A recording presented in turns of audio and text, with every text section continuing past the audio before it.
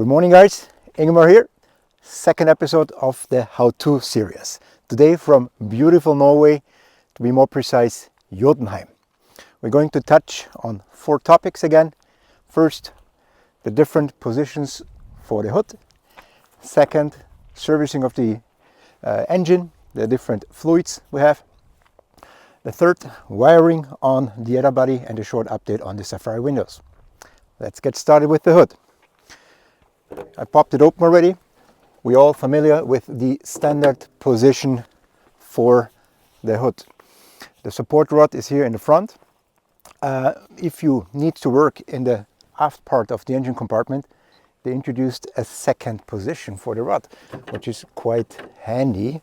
You can just take the rod out quite easily, then put it in here on the second stud, and there is a second position also on the hood. Now you have a wider angle. You don't have to lean it back on the windscreen, which is actually not recommended, of course, and now you can access the part further back in the engine compartment quite easily. Fluids and servicing points on the engine. This goes for the left-hand side drive with the diesel engine. Other versions are quite similar, pretty much the same servicing point, so it might just be somewhere different in the engine compartment. Let's start here in the right front corner. We have the reservoir for the power steering. You will get a list with all the fluids and specifications down below the video.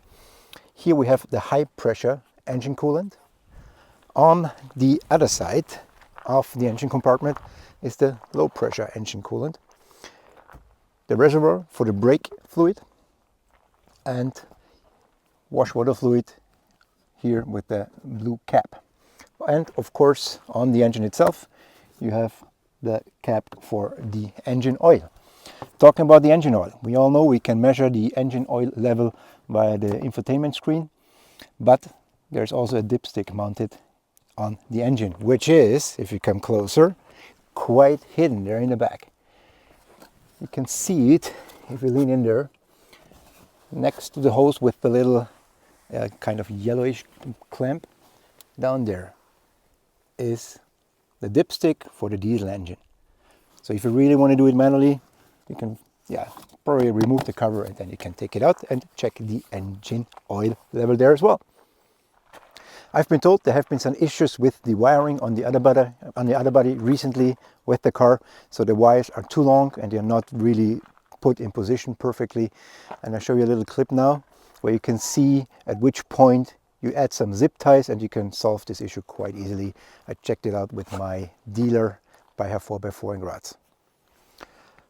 Short update on the Safari windows. Of course, parking your car at a certain angle is not a solution.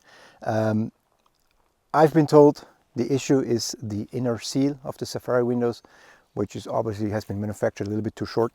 So there will be an update and there will be new seals available hopefully very soon. That was episode number 2 of the How-To series. I hope you liked it. Again, the Ineos Grenadier forum, link is below, has amazing information in there. You can find any topic on this forum. Check it out if you have questions regarding the car.